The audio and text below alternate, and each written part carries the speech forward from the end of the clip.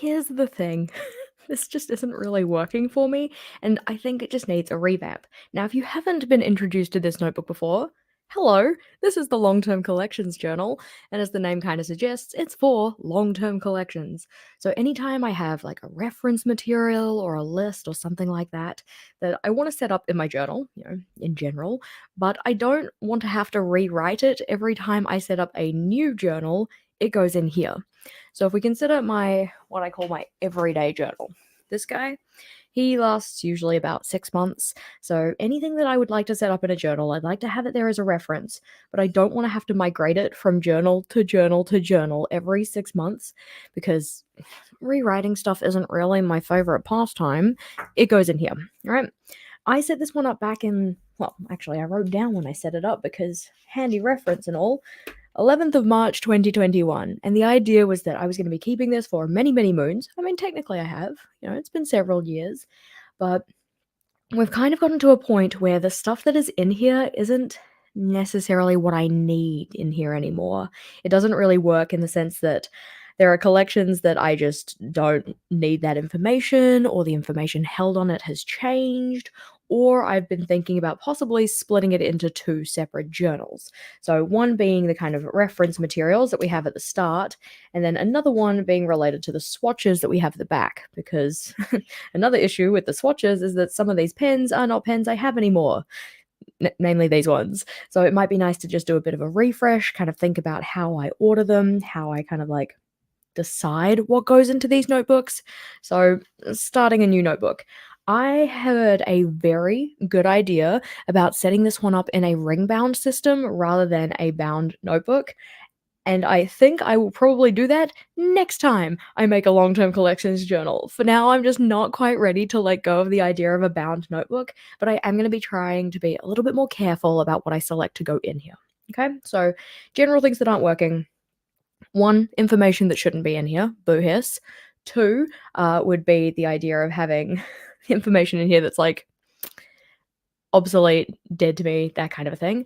And then three, that idea of possibly splitting out swatches versus reference materials. So I'm going to go with a bound notebook this time. I think a ring system would be really good for the future, but I don't have a ring system currently. I haven't played around with them enough, and it would probably be the kind of thing where I'd move into a ring system, but it wouldn't necessarily be like the right ring system for me.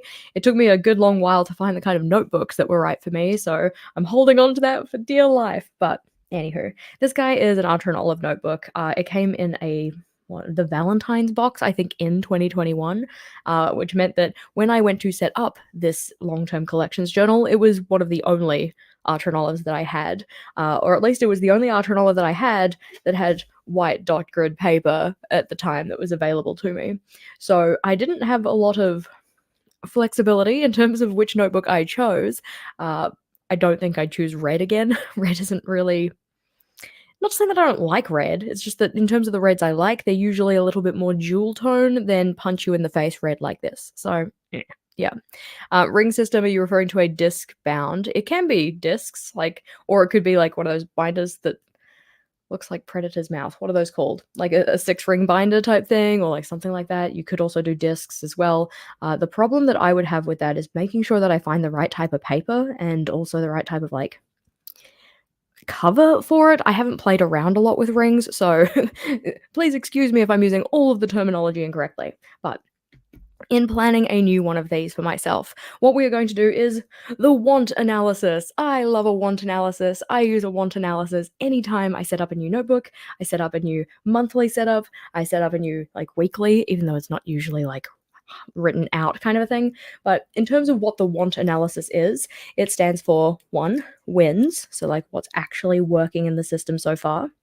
We have A for aversions, or things that I want to avoid, things that like aren't really working. So we can put that here, aversions. We have N for needs. I'm going to put that a little further down because I think that these two sections are going to be a little bigger. So needs. And then T is for like thoughts or to try. I usually just put it down as to try because that's usually the information that I capture in that kind of a list. So to try. And what we're going to do is we're going to go through this notebook, have a look at the stuff that's kind of working, the stuff that I do want to bring forward, the stuff that is not working and I do not want to bring forward, and then think about any of the other kind of thoughts that I have around this notebook. So there we go. A comment. Yeah, like a file of facts. I think it's like a file of facts. I think that's what I'm thinking of.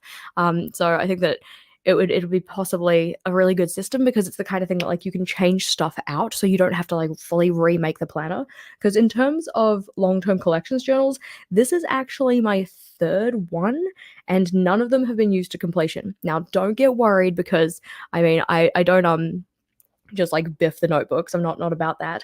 What will happen to this one is that it will turn into an R&D notebook. So R&D being research and development, it means that any of the layouts that we have in here or like the pages, I guess, that are blank, they will get turned into idea videos for the channel. So something kind of like this notebook, which just holds a bunch of collections that I set up just for the sake of making videos effectively, having ideas for the channel. So this one was like about meal plan ideas and such.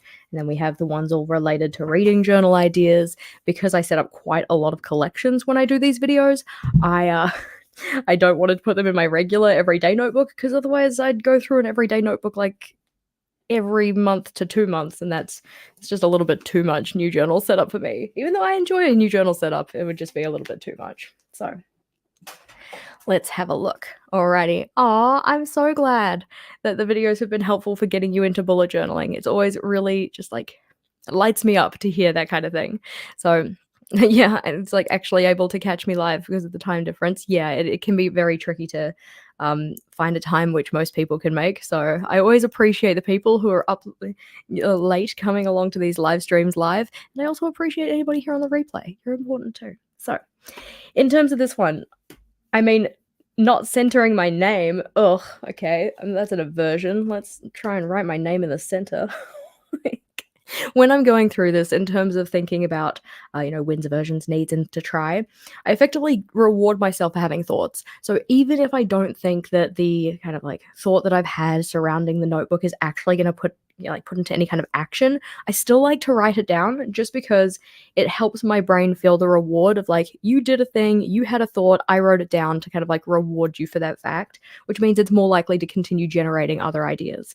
If you don't write the things down, it's effectively telling your brain, oh, nah, that was dumb. It's like your thought wasn't worth my time, effort, energy to write it down. So even though the thought is small, we're still going to write it down. It might not get like a full proper actioning, but it's worth having on the list. So not aligning my nameplate because that looks a bit silly. And when we're going through these aversions, we're not trying to rag on past us like, oh, you set this notebook up and it's so ugly and where. It's not about that, all right? It's about trying to make the best next notebook possible. Now, this front cover is going to continuously fall down throughout the entire of this thing.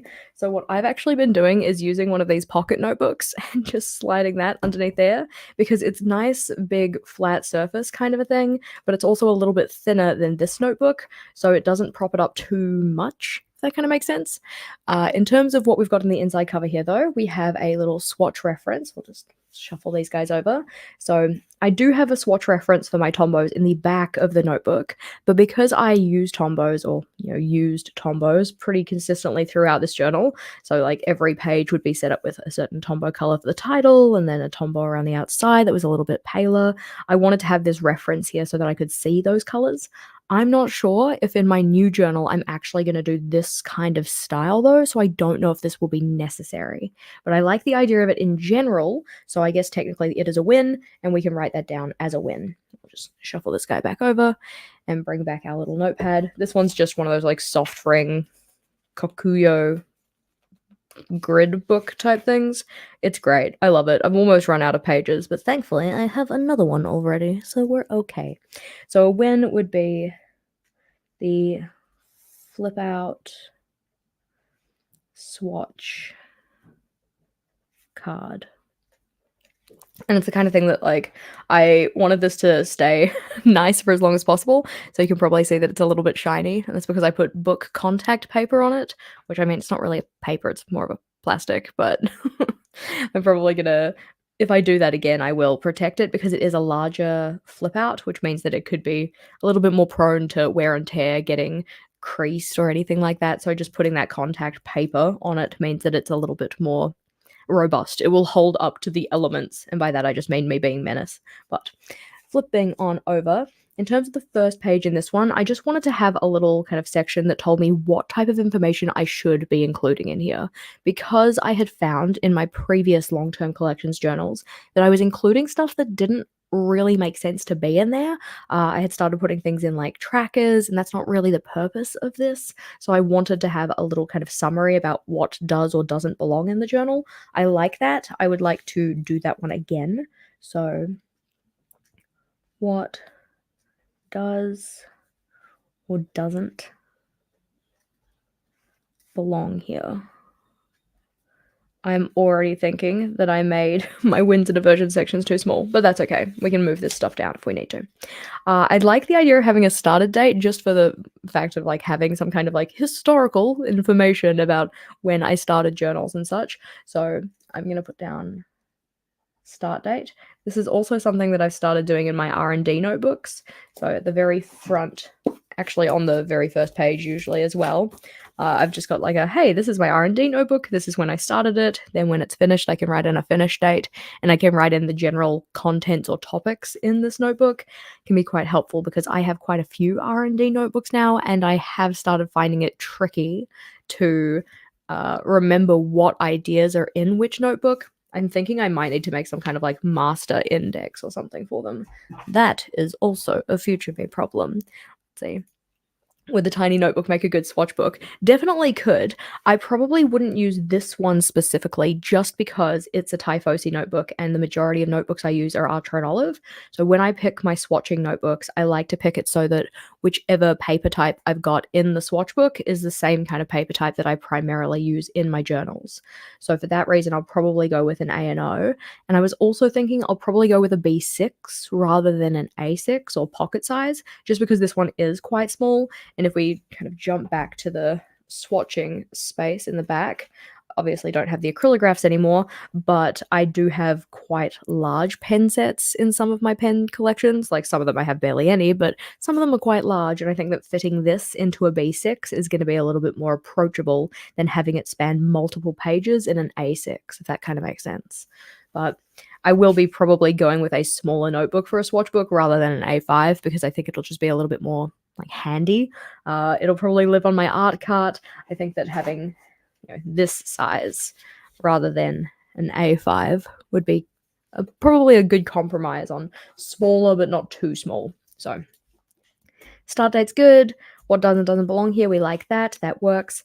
I think that in particular the planning of this page and having this kind of like extra space, but it's not so much of an aversion that I really feel the need to write it down. I always just kind of plan to go and fill this in with like something. I just didn't know what. What I will say is that I did really like having a simple theme though. So the reason that I went with this simple theme is that I wanted it to be the kind of thing that I didn't feel restricted coming into this notebook to write anything down because I didn't feel like I had to do any kind of grand page design or anything like that. Because you see some people's long-term collections journal, and don't get me wrong, they are beautiful and I can completely understand why they do this, but they set up every page quite decorated, kind of like my friend Rachel, she, for instance, had one that was for movies that she wanted to watch that were kind of like spooky movies, and they were on little tombstones in kind of a graveyard, and it looked very cool. I will say that. She also had another layout that was done in the kind of style of like a manga comic kind of book, and that was all of the different animes that she wanted to watch, and that was really awesome as well. But I wanted to have it so that then the page design on these was so super simple that I never felt like there was any friction in getting in here and just setting up a new page when I wanted to. So having a simple theme for that, very, very useful. So every single page in this journal, pretty much, you'll see it has this style of lettering, it has the like simple border, and the pages that I dislike the most in this notebook are the ones where I deviated from that. So that's something to kind of point out, I suppose, as an aversion, is like theme deviations. Theme deviations. because this notebook is supposed to be just like a reference book, I'm not necessarily looking to make it kind of like elaborate or super decorative or anything like that. Not to say there's anything wrong with that, because we know I love it when my journal looks nice. I love it when we've got some decoration going on in there. But to make it easy and the information is easy to access and all of that, simple. Index, yes, 100% we do need to have an index. I don't think I needed quite as much space as I gave myself for an index, and I'll probably possibly do it a little bit differently, especially because some of these collections, they span multiple pages. I don't know how much space I actually put in here for an index. Let's see if I can do quick math. I can't, so let's just apologize in advance for this, but let's see. We've got 36. What would that be? 36 plus 36, 60, 72. 72, 108, and then 108 plus 33, 138, 141, 141 spaces on here. Don't tell me if my math is wrong, because there's just a lot. For getting up to page, what, 58-ish in this notebook, I didn't really need quite that much space, but it's all good. I did expect to have this journal for a little bit longer, so it's all good. Let's see. Could you use the long-term journal like a brain dump journal? I could, like for the pages that are left, I could use it for that. It could become something kind of like a scribble book or something where I just kind of like map out ideas and things like that, kind of similar to how I use this one. Or because it has the 160 GSM paper, it's still like, a good quality notebook. I will more likely than not just turn it into a reference book for like video ideas and stuff like that, or rather ideas that I put in videos. But index, love it. Probably don't need quite as much space, but that's okay. We're going to say just in brackets over here, right, less space, because I probably don't need quite as much. I also find that in terms of reference materials that I want to keep for as long as these journals last, I'm usually quite picky about what goes in here, because I don't want to spend a whole lot of time, effort, energy setting up a collection that doesn't really have a lot of payoff. Let's see. Watching this live while you fine-tune your camera settings to start up your own channel. Oh, exciting. Well, once it's up and running, you got to let us know so that we can come check it out. So this one here, collection ideas. So this was just writing down the things that I thought I might want to put in here at some point. I like that idea. Obviously, I've gone and put check marks next to things. So that one's good. This one in particular, though, they're collection ideas for this notebook, so that then I have that idea list in this notebook. So when I want to go set up a new layout, I have the reference nice and easy and handy. Collection ideas we can put in here. I also have bullet journal themes, but the problem with this one is that I wrote this list, back in 2021, which means that a lot of these are either ones that I've finished, like I've done, or they're ones that I don't really have a lot of interest in exploring anymore, so I don't think I need it. Also, when it comes to like the use of this journal and using this list, when I go to decide on a theme for the next month, I don't come back and reference it, so there's not a lot of point in having it. So that's one that we can put in down as like an aversion, because I didn't really use it. It's not really a win. It's something that would have been nice to use, but I didn't actually use it. So we're going to say Bujo theme ideas. Especially because more recently I've been theming my stuff more so around a like supply rather than doing a lot of doodle heavy stuff, just because that's where my joy is right now. So this one, probably not going to include it. We can flip on over. These ones are the biggest issue. This one in particular, because although I can understand the idea of having a long-term birthdays collection, and if the people in your life don't tend to fluctuate, if you kind of have a lot of stability in terms of the people that you like, I don't know, care about. This sounds really bad, but if there's not a lot of kind of like movement in that space, then this kind of thing could be really helpful. The idea here was that I would just have a birthday reference. I've got, a box for each of the months of the year, and I'd write down when people's birthdays were. But if we kind of have a look at this, there are at least 6 people from first glance that I just wouldn't keep on a list like this anymore, because, I changed jobs. I haven't kept in contact with these people. People, just come in and out of your life. So not super necessary on here. Also, never referred to it. So that's also something we can put into aversions. I don't really need to have a birthdays list. It's the kind of thing that I'd probably be more inclined to put it on my Outlook calendar, because I do check that every day. So if I'm trying to, wish people a happy birthday, flick them a message, or like send them a, I don't know, e-card. I don't do that. But like if I turn around one day and decide to send e-cards, it would be nice to have that information in a place where I'm already kind of checking it on a day-to-day basis. I don't check this on a day-to-day basis. Oh, the first one is tier 3. Yay! I love these little messages because they pop up in green, at least on my side. I assume they pop up in green in YouTube as well. It's very, very cute. But do I have a favorite theme that I've done? Yes. I think that there's probably a couple, but two in particular that really stand out would have been the Fireflies theme from September of 2022. I might have the wrong year. And also the kind of like celestial, kind of witchy theme of the October of 2022. They were both in a B6 notebook. So bloody cute. Loved those themes. But holidays though, I like the idea of this and I want to keep it, but not for what I'm going to call like generic holidays. Like, sorry, Valentine's Day and Christmas, you guys are generic holidays.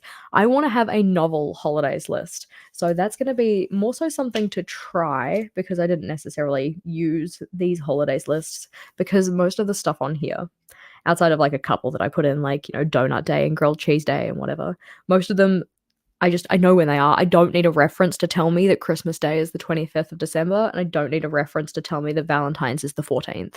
But having a reference for novel holidays, that would be fun. Especially because I would like to celebrate more of those kind of novel holidays. We're thinking, Donut Day, Grilled Cheese Day, Bubble Tea Day. Like, the classic is always Talk Like a Pirate Day. Not that I do a lot of arguing and celebrating on that day, but I'd like to have that kind of a list. So, novel holidays list, something that I could have in there, which would be a lot of fun. I probably would set it up different to this one. I kind of condensed it to this one page so that I could have the birthdays and the holidays next to each other. So it would be kind of like a one-stop shop for event-esque type things, but I didn't really use it. I could probably expand this and give myself a little bit more space as well, which feels more sensible. Let's see. Fireflies was 2021. There we go. See, I don't even remember what themes happened in which years, eh? What happened in 2022 then? Crickets. What I've actually been thinking about is making I kind of mentioned it before, this idea of like a master index, especially for what themes I used in which years. Because now as I've been doing these videos for many moons, a few years now, I do have trouble remembering the differences between like 2021, 2, and 3. Before then, it's pretty okay. After then, or like more recently, it's pretty okay, but that kind of middle zone, a little bit tricky. I like an apocalypse. I don't want it in my long-term collections journal though. I kind of want to stay away from putting things that are more like trackers in here and really just put in things that are more kind of like static information, if that makes sense. So we're going to put that trackers are kind of an aversion. And I love the apocalypse. But what I think I would rather have it as is like the start of my yearly collections journal instead. Now, I'm not going to be setting up a new yearly collections journal until like 2027, so I've got some time to think about that. I might change my mind, but having it in here just didn't really make a lot of sense.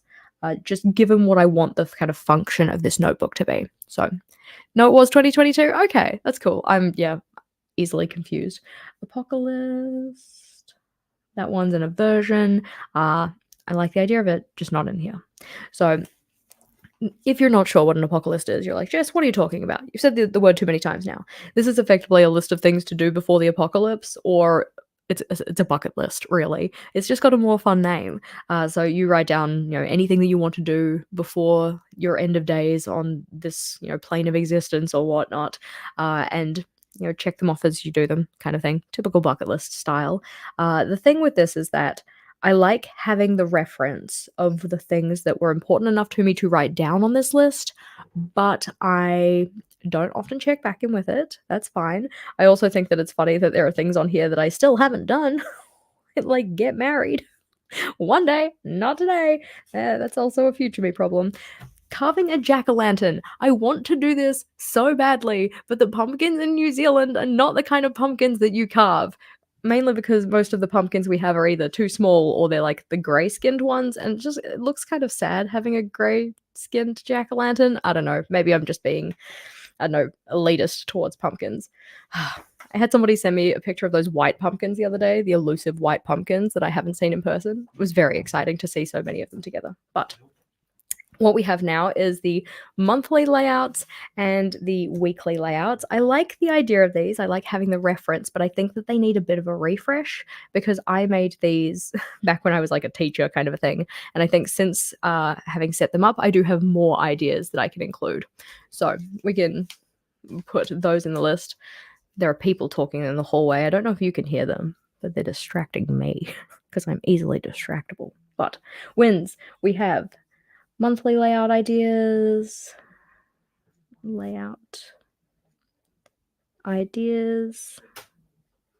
and the weekly layout ideas. I like having the two together, mainly because I use them kind of in the same, space in my journal. Weekly layout ideas. They just need to have a bit of a refresh. That's okay. I have a lot of nice looking pumpkins at the craft stores now. In New Zealand or just like in general? Because maybe I just need to go on a pumpkin hunt. It's also just very much not the appropriate time of year for us to find pumpkin paraphernalia because it is spring where I am. I need to like stock up on pumpkin stuff in, I don't know, March, April, and then just hoard it until October. I've been feeling my fall vibes so hardly. Like every few days, my friends make fun of me for the Twilight meme. They're like, ha ha ha ha. I'm fine with it. It's part of my entire personality now, to the extent where I completely stuffed up what daylight savings was going to do because I was like, oh yeah, no, it's okay. We're at fall back. Like we get an extra hour of sleep. And my partner's like, Jessica, it is spring. What are you talking about? I'm like, no. But anyways, that's a complete aside. So getting myself very confused because I've just been very much consuming like fall related content when it is not fall for me. Weekly layouts is great. Monthly layouts is great. Needs a bit of a refresh, but I will probably include those because it's good to have the reference. It's kind of like anytime you set up a weekly layout and you have a little extra space on there and you're like, oh, what can I include? Like I'm kind of sick of having a I don't know, gratitude log, or like I don't need a meal planner or anything like that. I could just come to this list and think about other things that I might want to include to fill in space or whatever that's not just decoration. Similar idea with the monthly layouts. It's like, oh, I'm feeling a little stale with my monthly setups. I'm kind of going through the motions using the same things time and time again. So what could I use for that? So this has been very decent. This one, not so much, but we have a question. We love a question. So where can I access the member sign up, please? There should be a join button right next to my name if you're already a subscriber, at least. And also if you're viewing on desktop. I don't think that there's an easy way to join if you're not viewing on desktop. So that would be the place to sign up. It's one of those things that I think that they're slowly rolling out membership signups via mobile, and my account doesn't have it yet. Rude. But this is my least enjoyable section in this entire notebook because, like I mentioned, I went with the same style and theme for every single page in this notebook, except this one, pretty much. Like, I used the same lettering style on these tabs, but this is the only space in this notebook that has washi tape, like decoratively. It's the only space where we don't have that title, the only space where we have a lot of black ruled lines that aren't in the kind of swatch section at the back. And that irked me. So, as mentioned, any theme deviations, I don't like it. It's not good. In terms of keeping this information, I also don't want to keep it in here anymore either. So, we're going to say media consumption trackers. Mainly because I keep that stuff in my what I call my reading journal. It's really more of a media journal, but I'm going to continue to call it my reading journal. All of this information has been moved over there, so I don't really need to have it in here as well. I don't like having the doubling up of information because then it's just two places that you have to keep it updated. Also, the fact that I changed the styling irks the ever-loving heck out of me, so I don't need to set these ones up again. But what we had here was TV shows, so you list out what the TV show name is, and then have the right number of boxes to the side to show how many seasons there were. I set it up so that I would build from left to right here, which did mean that there are a couple of shows that have more seasons than I allowed space for, so they would have to go over multiple lines. So, for instance, RuPaul's Drag Race, technically speaking, should have gone over multiple, but I decided to kind of like not not quit the show, but I just kind of stopped watching. I was like, "Ah, yeah, I kinda got my fill, I don't need to watch anymore." But for instance, Supernatural, I've kind of listed out all of the seasons there. Anything in black is like a season that doesn't actually exist. So for instance, like Fate of the Winx saga only had 2 seasons, so the rest of the boxes got filled in black.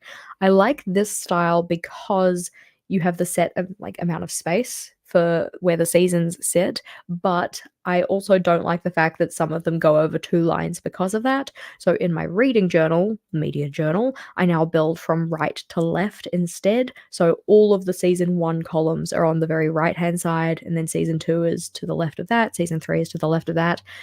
It's a little bit strange building from right to left, but yeah, I know I was really disappointed when there were only 2 seasons as well. I was really enjoying that.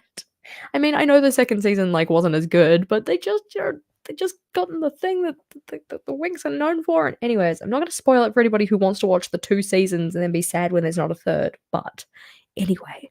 So this stuff has moved over. This is the movies list.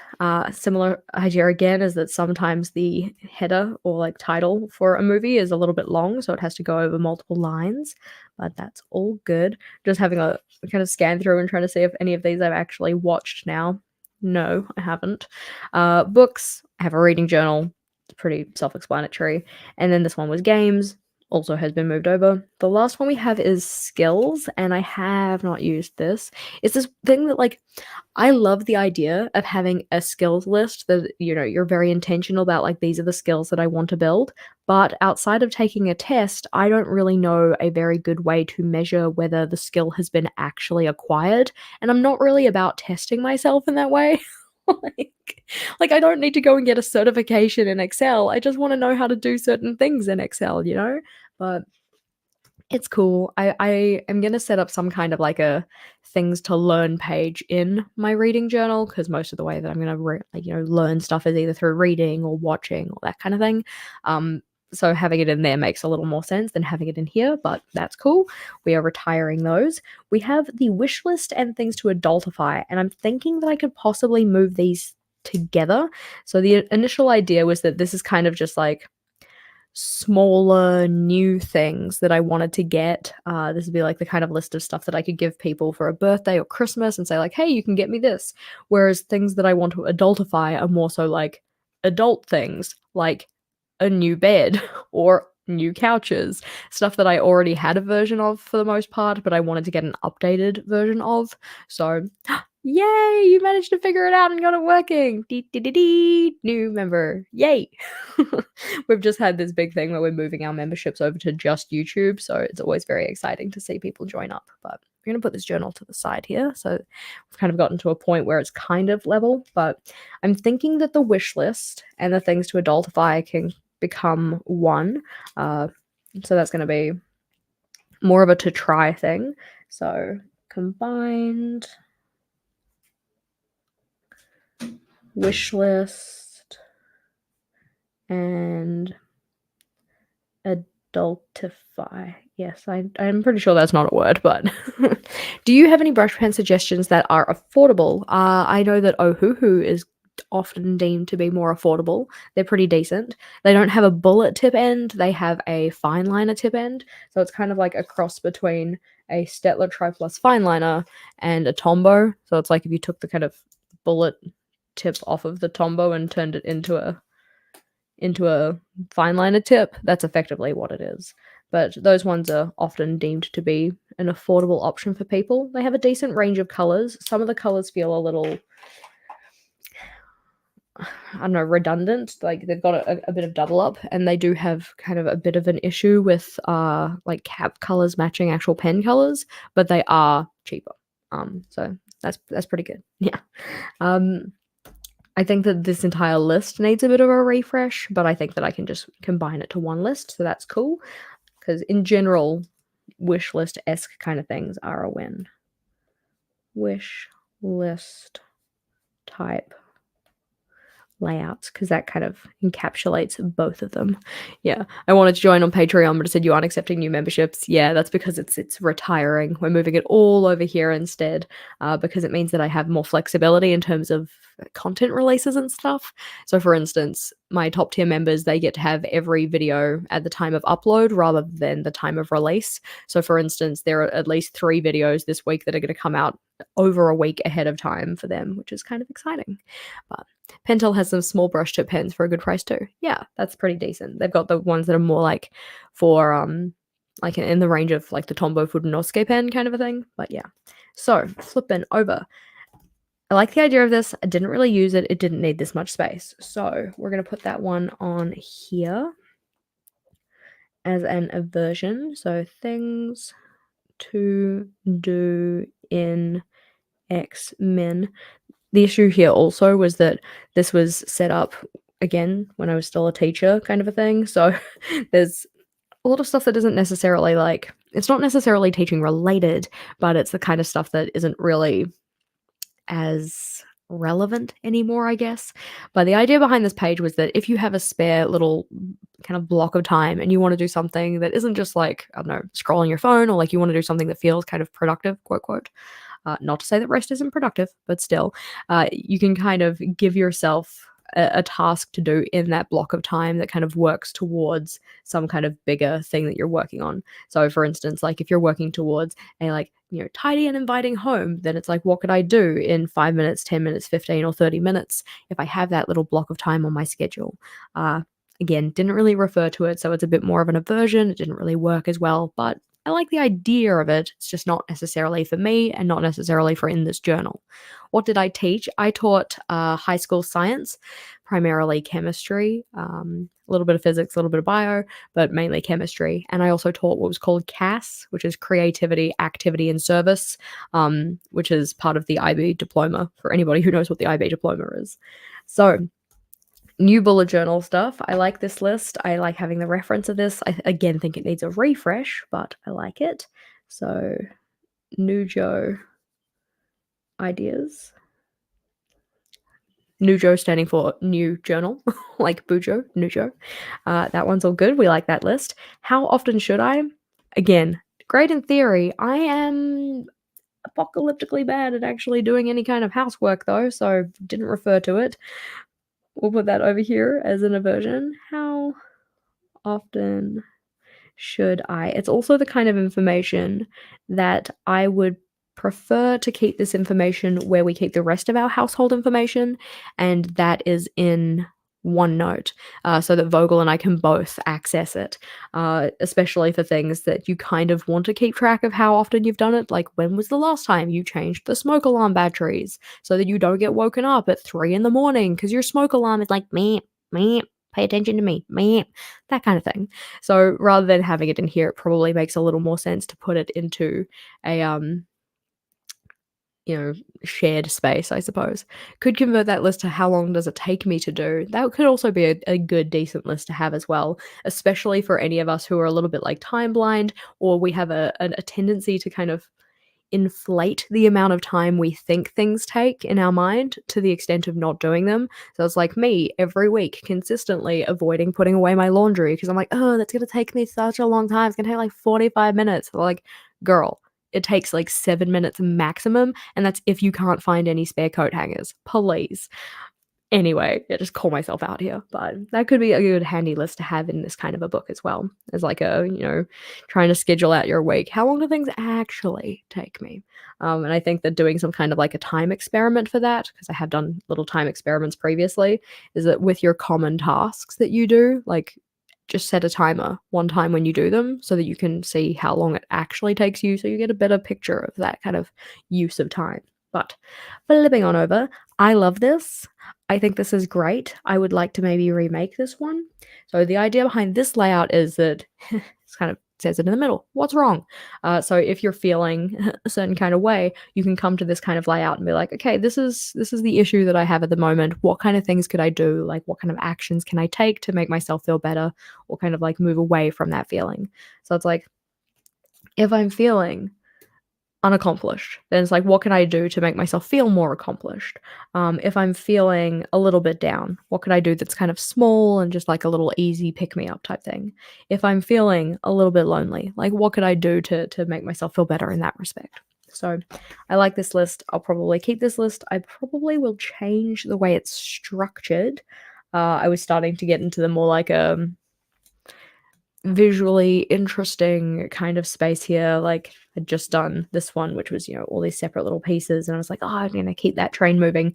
But I think that if I just go to keeping all of the layouts structured very simply, I will probably make more use of the pages. So this one, what's wrong? What's wrong? Would be a good one to have, especially because, again, wrote this when I was a teacher. So when it's like, my work life has got me burnt out, I've wrote these ideas with being a teacher in mind because it was the kind of thing that that would be the area that I would feel most burned out in. So it's not necessarily so specific that like only teachers can use it, but because the mindset going into a lot of making these pages were like me being a teacher, it means that the way that I've structured it or worded it or like the examples that I've used and stuff, they don't necessarily relate as well as they can now. And this is why we're doing a refresh of this journal. But flipping over, whoopah. What to do with a blank notebook? Love it. Probably don't need it. Like, I don't think I need to spend all of that time rewriting these things, but I like the idea of having it. So I might remake this list, but rather than make it ideas for pretty much anybody, I might just kind of streamline it into ideas for just myself because I also set this one up as part of a video, which we still have on the channel. It's an older video though, so don't judge past Jess. But just went through, wrote out a bunch of ideas for a blank notebook in a bunch of different categories, and then also had some little kind of example pictures come up so that people could see what that would kind of look like. But not all of these ideas are notebooks that I would actually set up for myself. So I don't think it's super necessary to have every single idea in my long-term collections journal, if that makes sense. So aversions would be including info that is more ideas. Can I spell that? Yes, ideas for others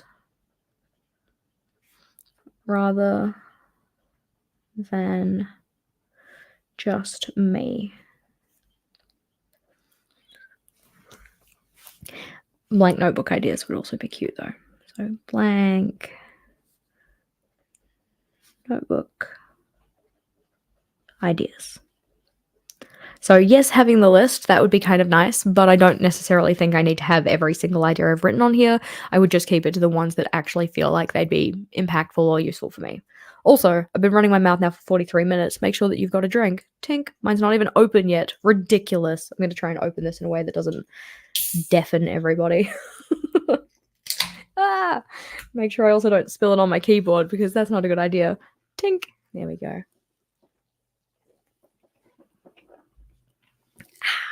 Brilliant. So flipping on over though, one of the things that irks me, and I know that it doesn't show up as well on camera as it does like just with my eyes, but when I look at this page, it looks like it has stripes vertically of green and pink because of this color compared to the white. I don't know why. It does something weird with my eyes, and it looks like it has stripes of green and pink going through it. On camera, I don't think it shows up quite as badly, but it irks the ever-loving heck out of me. So we're going to put aversions, color choice. As said, I don't think I'll necessarily go with the exact same theme that I have in this journal for my new one, but I do think that having like a simple structure is good. I might just go to like a black and white kind of system, but yeah. Can you guys see what I mean though? It's like that pink and green. It's the kind of thing like if you actually try and like look at it too closely, they disappear, but annoying anyway. So gaming related layouts, I don't really need this reference in my new journal. This was another one that was set up for an ideas video, and I was like, oh, it's going to be a reference page. I might as well put it in my long-term collections, but I don't really need it in there because I, at least currently, am not setting up a gaming journal. So that one in here, it's kind of related to this one, but just so that I know that I've gone and considered all of the layouts. Gaming ideas. And also, if I was going to set up a list of like gaming related collections, I would probably put that in my media journal as well, because that's where I do that kind of stuff. Habits. Master list of habits to track. I actually do like having this because it shows me like a snapshot of the things that I was, trying to keep track of, but I'm going to call it a routines to track rather than habits, because if they were habits, I probably wouldn't have to track them. Like, okay, I don't mind calling it a habit tracker when you're intentionally trying to build a habit, but I don't have these as habits yet. Like, they're not habitual. Like, maybe my AM and PM pills, like my medications, those ones are a bit more habitual, but I still like to track them just to make sure that I'm actually keeping on top of them. But anyway, so flipping away from the page that's hurting my eyes, so we have countries I want to visit and eateries I want to try. I'm okay with keeping these kind of layouts, even though they're kind of tracker based. I feel like having the reference isn't necessarily a bad thing. I'm gonna put this down as more like a question mark. It's like a contemplating kind of list. Like possibly, question mark. So countries to visit and eateries to try. And the reason that these ones are more question marks are that, like, they're not aversions in the sense that it's like, oh, I hate these layouts, didn't use these layouts, rah, rah, rah. Like, outside of setting them up, they didn't get a lot of use. I will admit to that. But I don't dislike having the references somewhere, and they make more sense in this kind of a notebook rather than an everyday notebook, because these things don't really change so much. Add Sweden. I don't know a lot about Sweden, eh? I think I need to investigate it more. I think, like, top of my list, definitely the countries to visit is Japan. I so want to go back there. And now with South Korea being on this list, my brother just got engaged. So snaps a brother, yay. Which means that we're probably going to be taking a trip to South Korea in like roughly 2027, because his fiance is from South Korea. So they're probably going to get married there. And they're probably going to get married before me, but that's fine too. That's my own fucking fault though, honestly, isn't it? Anyway, eateries to try, similar idea. Didn't really go back and check in with this also often, but I'm not opposed to having it there because there's not anywhere else where having that information like super makes sense. So put it on the possibly list. It's all good. But pages to make in my bullet journal. I don't really need this one. I think that one's like, I set it up because I moved it over from another journal, but I haven't really felt the need to utilize it or anything like that. So pages to make in everyday journal, so EDJ. Don't need that one. I like having the KonMari checklist. I don't KonMari like all that super often, but I do at the end of year kind of yearly reset processes that we do. One of the sections in that is very much related to decluttering. So rather than having a KonMari checklist, I might just make it a decluttering checklist. It doesn't necessarily need to be in her specific order, even though I've done her specific order at least twice now and found them to be very useful. But I've kind of gotten a hang of doing that decluttering process of, like, what sparks joy and all of that. I don't think I need to follow her process anymore. I've like graduated. I've graduated from KonMari. So now I'm going to graduate to Swedish death cleaning, and we're going to do that and see how that goes, right? That would be a skill that I want to learn. I just want to learn more about it. But decluttering checklist. I'm calling it a checklist with absolutely no intention of going in and checking things off. It's more of a reference list, but still, that's also something, is that, like, I don't want this journal to be the kind of thing where it's got a lot of stuff that I like check off the list. And that's why these two are more kind of like possibly than anything else. Because if we go back and have a look at, like, oh, this guy, get out of here. Apocalypse kind of a thing. This is the type of thing that you check off the list and you say, like, it either happened or didn't happen or whatever. And I'm taking this one out. I want this journal to be more reference material rather than, tick off things having been done list. But is all good. Drinks and foods to try. I actually like the idea of having these ones in here, but they are kind of in the same realm as this, so I'm gonna put them down here for now with the kind of intention that they'll probably migrate to the wins list because I like having them. So food and drink to try. Especially because I'm the kind of person who, you're scrolling through Facebook or Pinterest or like whatever, you see a cool recipe and you're like, "Oh, that looks really good." Right now, it's actually Instagram Reels and the spooky foods and all of the like fall foods and stuff like that. And I'm like, I don't care that it's spring. I just want to have an apple pie, like and a spiced apple cider. I'm fine with it. Apple can be eaten at any time of the year, but I think that having this kind of a list in here, like where else would I put it kind of a thing? Like, I could put it in our OneNote where we keep our recipes, but I like the idea of having my own personalized lists, and it might be kind of nice also to have some kind of, like, references to when I ate them or when I tried them. That might be nice, but anywho, I like the idea of it. We can keep it on the list. Apologies again for the weird looking page. This list is helpful. My computer does not die often, but given the fact that this is a journal that is it's fully designed to be kept for multiple years, in the time since setting this up, I've at least gotten one new computer, maybe two. I've gotten one new computer. I've had to reset a computer at least once, and I've had to set up another computer, and I've also wiped another one. So there's been at least 4 instances where I've had to use this list, so I like having this list. So programs to install. And this could also be not just programs, it could be other things that you need to install as well. For instance, like if you have a particular set of fonts that you need to install on your computer, or if you have particular settings that you need to run through kind of a thing so that your computer is as user-friendly for yourself as possible. That kind of stuff could be really useful to have on a list like this, and that's the kind of information that I would probably keep on my new version of this. What I will say that, like, obviously some programs that you have on your computer are there for very specific parts of your life.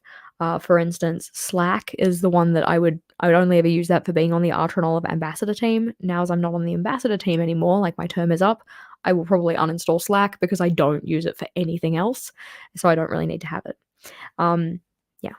Level 10 life categories and criteria. I don't need this in here anymore because it's now in my goals journal, so we can put that in aversions, or like things that didn't really work out.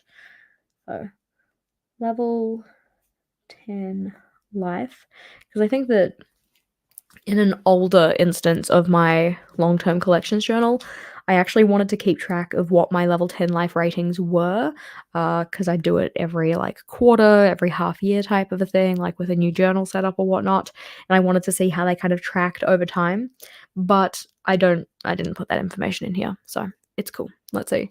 You can include countries to visit or eating dishes in your apocalypse. Yes, that could also be a thing, right? Yeah, it doesn't actually need to be its own separate list, especially if it's not gonna take up too much space. Like, I have one thing on my non-alcoholics drink list currently, which is a pumpkin spice latte, which I then kind of replaced with a pumpkin spice frappe because I don't actually drink lattes unless they're like chai lattes kind of a thing. So, anywho. Groceries master list, I still want to have it, but I haven't finished making it. But then if I set it up, am I actually gonna use it? So it's also, I guess, another kind of consideration to put into, setting up any new journal. If I set up this layout, am I going to utilize it? Am I going to keep up with it?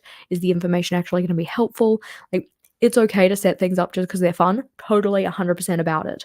But when I'm doing like this much writing, then it's kind of like, we'll see. But possibly groceries master list, because I obviously like the idea enough of it to we did like a membership live stream, I'm pretty sure, and started planning things out and stuff like that, but I don't think we ever got to a point where I felt comfortable putting it in, notably because I never put it in. flipping over. This one though, oh my god, yes, this is definitely going in. And this is kind of what I think I want to do more of in my reference book, because this is, funnily enough, from the book Make Time, which is an excellent book and you should totally read it, and I love it. We have at least 2 streams on the channel related to this one, I think, but Make Time, that's a reference. This one's just like little kind of like effectively like productivity tips, I guess. Make Time reference. We're going to put that one in, but it's kind of grouped by different ways to utilize your time and that kind of stuff. But I was also very intentional going through the ideas in the book and only pulling out the ones that I thought would be useful for me, and I very much appreciate that. Good job, Past Jess. This one goes over 2 spreads. I do kind of wish I had have planned it out a little bit better in advance, because I could probably have condensed stuff a little bit to make it so that it was just like on a Dutch door or something like that, but I still like this. I will be including it again, and I want to do more of this in my new long-term collections. So maybe having a reference for, like, you know, Atomic Habits, because that's one that I've had previously. Having a reference when I go and read through Getting Things Done by David Allen and stuff, and having that kind of information, little snippets and takeaways that I can just come and scan my eyes over and stuff that could be useful. But that one is all good. Trigger list, definitely having, you know, you don't have to call it the trigger list. You could call it something else. We literally had the video about this go up on the channel on the weekend. So trigger list, I might call it something different, but I'm not necessarily opposed with calling it a trigger list. But yeah, looks like YouTube removed the desktop version option from browser access. Rude. Ugh. No, you can't sign up for the membership. Yeah, it frustrates me that when you view on a phone, it automatically defaults to, like, the mobile version, because sometimes I do want to do things that are only really available in the desktop version, but I'm only on my phone. That kind of irks me, but a little bit frustrating. This one, I don't know, because technically speaking, it did not work because I changed the way I do my reset processes. Like, I don't do a weekly reset anymore, really. Monthly is more of a cyclic thing, and then yearly is still a yearly, but I also have like a quarterly reset week. So I'm gonna move needs because we've got enough in the winds that I'm gonna start like encroaching on its space. Should have put this lower, but it's fine. Versions, reset lists. Because they didn't actually get populated or filled in, but I also have the need of a reset list. So I'm gonna put the need down here, because I want something related to resets. I'm not gonna title it yet because I might have more to add. And I'm not sure how that's gonna look, because I do have a tendency to kind of tweak how I approach it, but maybe it could just be like reset ideas or something like that. Are you doing cyclic planning for the 12-week yearbook or something else? I started doing cyclic planning before I read the 12-week year, and it just so happens that it's kind of aligned with the stuff that they talk about in that book. I didn't enjoy that book. I thought it seemed to have a lot of, like, dude bro energy, and I know that that seems, like, a little silly. Like, you can still get information out of a book and ideas out of a book, even if it's not necessarily pitched at your demographic, but it kind of, what's the way of explaining this? It felt like it was more kind of like blaming you for not having your shit together. Does that kind of make sense? And I don't know if that's necessarily what the authors intended with the way that they had worded it, but it came off kind of like holier than thou, like, you know, the only things holding you back from the life you want is taking action. I'm like, yeah, no shit. How do I actually take action? Like, where's my motivation? Shot, dead, in a gutter somewhere. Okay, probably not, but still, it was a little bit eh. So I do use this idea of like a 12-week kind of year, but I don't call it that. I call it more like quarterly planning and cyclic planning. Yeah, definitely with the do bro energy. Yeah, I think that going to this cyclic planning system though, in particular this idea of like 4-week blocks, so like my January 4 weeks, my February 4 weeks, my March 4 weeks kind of finishes like in the middle of March, but whatever, and then we have that week reset. that's been really nice for being able to appreciate the passage of time more and just being able to appreciate that, like, all of my cycles have the same amount of time in it compared to each month being slightly different and starting on a different day of the week and stuff like that. In a cycle block, I have 4 Mondays, 4 Tuesdays, 4 Wednesdays. In a month, you might have, 4 Mondays, but then, like, 5 Tuesdays or something, and it would kind of throw me off. So I've appreciated that. This is kind of an aside, though. But in terms of this page, this one is more of a kind of just, like, fun reference than anything else, and I just enjoy having it. So we are going to have this one again, mainly because I get into habits of saying particular terms or phrases or anything like that, and I just wanted to keep track of what they were because oftentimes they stick around for a while and then they kind of get retired.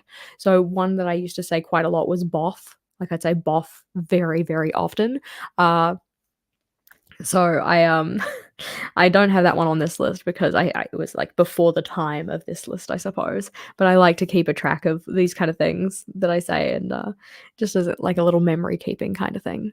So we can keep that one, that's all good. The reason that it's in a long-term collections journal rather than an everyday journal is that it's the kind of thing that I can look back over, like, just not just 6 months, but multiple years possibly, depending on how long you keep the list for. This one is the social experience wish list. I like the idea of having that because we're gonna keep that one. I also think that it's interesting that this is the only iteration really of using teal outside of this page here. But social experience wish list. The problem with this, okay, is that I actually quite like the color in here. I like that it's just kind of reverse rainbow order, which you might have kind of noticed if we flip back to here. So it's like, purple goes to blue, goes to pale blue, goes to like that intermediate between green and blue, goes to green, yellow, orange, red, pink, and then cycles back around. So purple, etc. I like that. I like having every second line highlights. That's decent. But I don't know if I necessarily want to keep the same styling. Even though I like this kind of lettering, it's a little bit fun and it's easy to do repeatedly. Every so often, I will write something in this lettering style and it will just look wrong. Uh, for instance, one in particular, it consistently catches me out, is green. Green doesn't look right.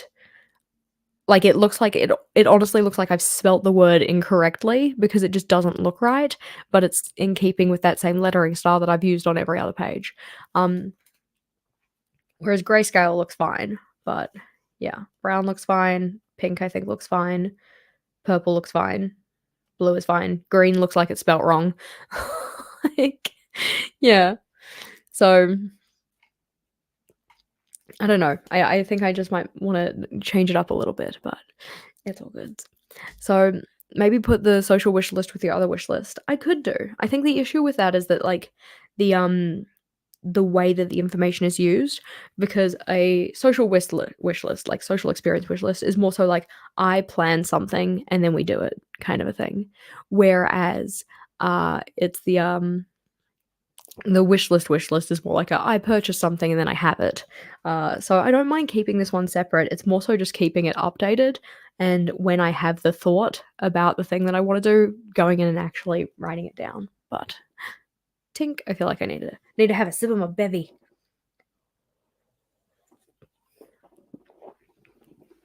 So I'm not necessarily opposed, and I'd probably be inclined to keep it in a similar space, but it's not doesn't it hasn't been as utilized as I would like it to be. But it's still a win in the sense that it's information that I'd like to keep, if that kind of makes sense.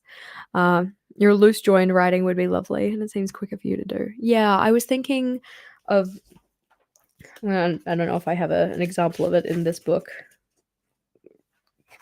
The one that I do that's kind of more like social. I'm obviously doing this badly because that looks like an A, but social experiment like that kind of lettering style that I do more often in my like reading journal and stuff like that. Yeah, I like this. I like this lettering style. So I was thinking of possibly going to that one because it is one that I'm like practiced enough with, or like I've done it enough that I can do it fairly consistently now. So doing it repeatedly and still having it look consistent is going to be easier. Whereas if I do my kind of regular everyday cursive, it has a tendency to change based on whether I'm doing it like italicized or anything like that. Yeah, exactly. I think it's just like the ordering of the like I always keep the first letter capital, so it would still be a G. But then maybe if it was a capital R, lowercase, capital N, like that possibly even looks better. I don't know. I don't always approach it as like a every second letter is, I don't know. It doesn't matter. We're scrapping this notebook anyways. Like, they all look silly. We could just be like a just for that word in particular, because I do tend to, if it has a double letter, I don't do them the same, because if I try and do them so that they are the same like capitalization, they don't look the same as each other and it irks me. So if we do like Greene, that also looks stupid. We've written the word green too many times now and it looks dumb. Put it away. Holiday traditions, I don't think I need to add that one in. It just didn't really get used, so it doesn't really bother me. We're going to continue to add aversions at the bottom of the page because I didn't give myself enough space. So, holiday traditions, nice in theory. I don't think it's super necessary though. It's also the kind of thing that like I don't do memory keeping in a handwritten form very often. I usually do it via video or photos or that kind of thing. So I don't really need to have it on here. Healthy foods that don't suck has been moved, and favorite meals hasn't necessarily been moved, but healthy meals at least has been. Healthy meals. That one is now in my health journal. Favorite meals, I'm okay with continuing to have that because they're not necessarily healthy, but I'm going to put it in a possibly because it might not necessarily be the kind of thing that needs to be in there. It's also kind of thinking about these wins lists and stuff, like which ones are reference information that is from some kind of like, I don't know, external source. For instance, like the Make Time reference list, that's from a book. Which ones are ideas lists that I've come up with? Which ones are more so kind of like almost like memory keeping style pages? So, and when it comes to organizing my journal, I don't put like heaps of emphasis in having things in a very particular order. I do like things to be in a specific order based on like what I call the width of use and how much information is captured in there and that kind of stuff. But because this is the type of journal that I just add to anytime I think of a collection, I don't think it's super necessary to put too much upfront effort in ordering the pages very specifically when it's just going to get kind of jumbled at some point anyway. So it might be the kind of thing that I do try and group some of these pages together based on the type of information. Like, is it more of a kind of like snapshot of me type thing, like favorite meals is, and social experience wish list, and the stuff that I say, like those ones could all kind of go together, but we'll see. Movies I loved, games I loved don't need to be in here at all because they have a completely separate space in my other journals. So I'm just going to write media I loved, because that kind of stuff in particular, like, you know, movies, games, TV shows and songs, that stuff is all going to go in my reading journal, quote, quote, reading journal.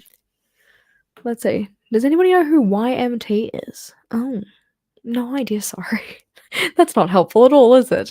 Well, hopefully somebody else knows. Shows I loved, songs I loved, and then we're into the blank pages. So for blank pages, we have a decent chunk of those in this notebook. But as said, don't worry, I'm not going to just scrap the notebook and not use them because I can use them for a R&D type thing. But we do need to think about my swatches.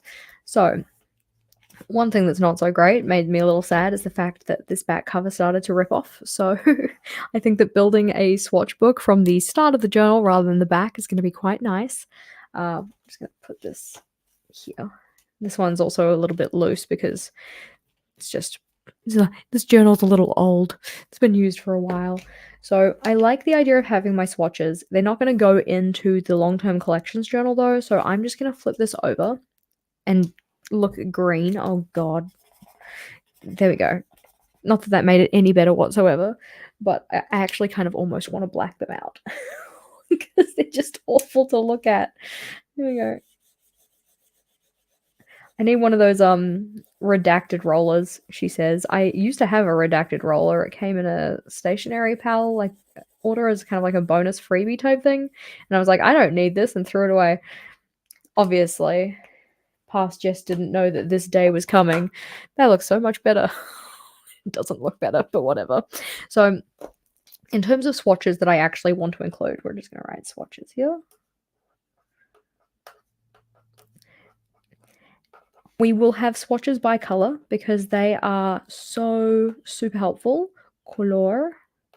And we're also going to make sure that we include teal in that because I didn't include teal this time. If you're like, huh, what is she talking about? Okay, this is the swatch section that I have kind of in the middle here, where I have all of the pens of a particular colorway together. So like all of my reds swatched together, all of my oranges swatched together, all of my yellows, mainly because these pages are very, very helpful for finding like perfect or close as possible color matches to specific pens or like specific decorative supplies or whatnot. So having those all together has been very, very useful, especially for like, trying to build out a color palette or like a set of supplies that you're using for any kind of journal setup. Because if I'm trying to match it with a washi tape, I don't want to have to flip back and forward between all of my different various swatches. Like, okay, well, does it match any of the Tombos? Oh, maybe that one. But then does it match any of the Karen markers? Oh, maybe. But like, does it match any of the calligraphs? If I have all the colorways together, so easy. So much easier. So do you have the grays? I have grayscale as part of the rainbow. Yeah. If that question was for me. So having these ones all together has been very, very useful. I have... What's TF? TF. Tombow Fudenosuke. I use little codes to indicate the different types of pens here because obviously, like, if I write N95 or whatever, I know that that's a Tombow pen, that's fine, but I don't necessarily have color numbers for every other pen. So if I just wrote, like, Driftwood, I'm like, cool, what's Driftwood? But AOC tells me it's an Archer and Olive calligraph. Yeah. Color matching isn't a problem when you only have 10 colors. Yeah. I am in a prison of my own making here. But having them by color, that one is definitely going to be included. We will have the Tombos. I don't think I need a favorite Tombow space because I honestly, I only recently filled that one in. But Tombow, definitely. We don't need acrylographs because I don't have them anymore. Karen markers, I do still have. Karen markers. The Tombow Fude pens, or wow, the Taobao. The Taobao pens, yep. Lucky this is my scribble book, so it doesn't really matter. Fudenosuke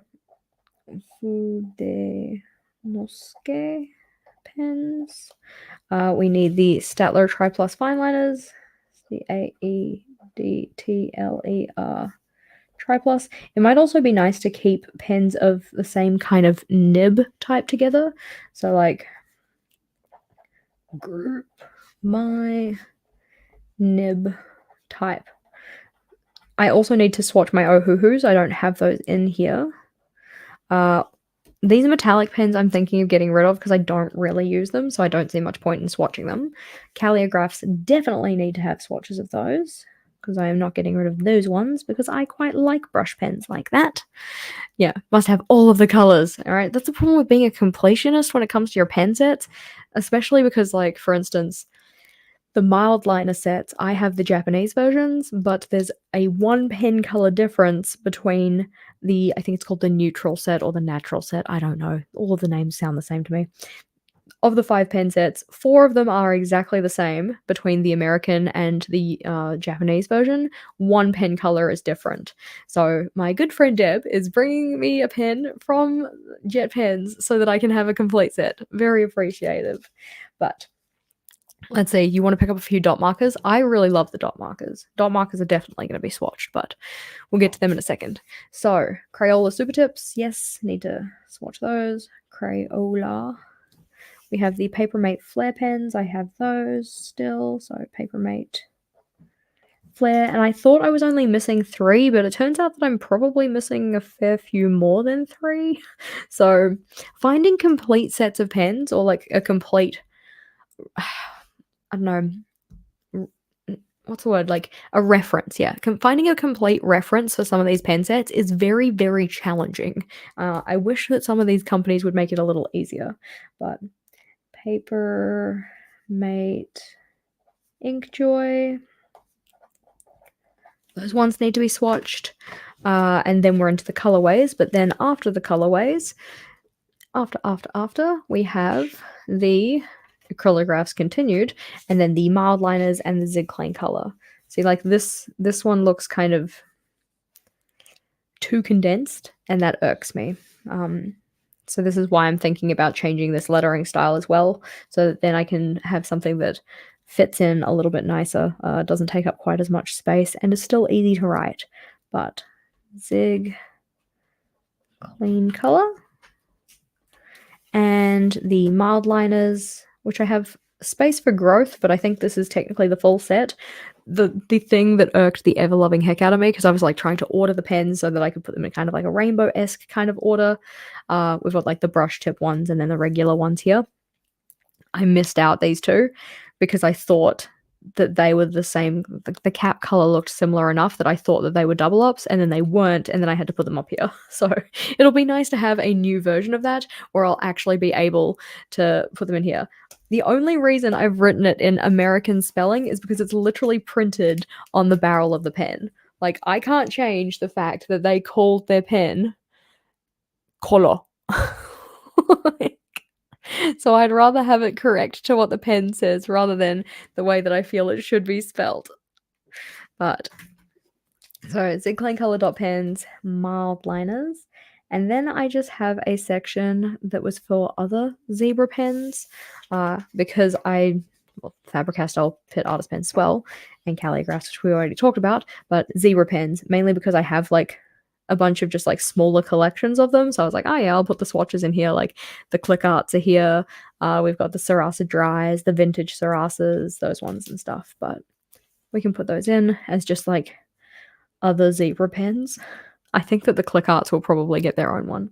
Other zebra pens. There we go. Now, you've mentioned fountain pen inks. I only have 4 inks, so I'm probably not going to swatch them. I don't see much need to set up an entire like swatching collection for just 4 inks when I really don't have a lot of inclination to get I'm sorry, but I don't have a lot of intentions to get more ink colors for fountain pens because I have my fountain pen. She's gorgeous. We love her. Her name is Iris. Beautiful, but I don't really use fountain pens very often, so I don't think I really need it yet. If there comes a time where I decide to live my best fountain pen life, then yeah, I'll probably expand and actually have some more swatches dedicated to those, but for now it doesn't seem like a super necessary thing. Now, one that I didn't write on this list but does need to happen are the Faber-Castell Pitt Artist Pens, because I have quite a range of those and I haven't swatched them yet. So FC Pitt Artist Pens. That's cute. So in terms of the lists that we've got here, obviously one of them is a lot more kind of like explanation-y kind of things. We can write down the fact that this was a need section. And this one was more like Aversions continued. So now we can start to make some actual decisions. Hoo-ha, we love decision making sometimes. Sometimes it's scary and it feels like too much of a commitment, but we're fearless people and it's the start of a new week, or at least it is for me. So we're going to, charge headfirst into this. But swatches are fine. It's going to happen in a little B6 book. Like that's a decision that I've already kind of made. I think that I'll probably pick a notebook that is kind of like simplistic in style. Like, not one that's like particularly decorative or anything like that. Probably like a black cover notebook or something like that. So simple notebook. When it comes to my long-term collections journal, one of the things that I mentioned that I didn't love about this one is the fact that it is punch you in the face red. Not to say that punch you in the face red is a bad color, it's just not the color that I necessarily gravitate towards. Am I making fun of you? I'm not making fun of you, I think. I don't think I'm making fun of you, but punch you in the face red isn't really the vibe that I'm going for. So I think that I might need to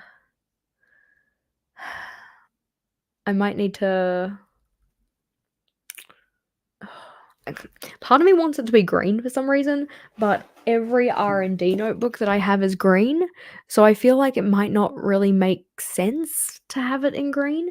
And then another part of me is like, well, hey, red is the long-term collections journal cover color kind of a thing. Like, it hasn't always been. I've had a blue one and a purple one previously.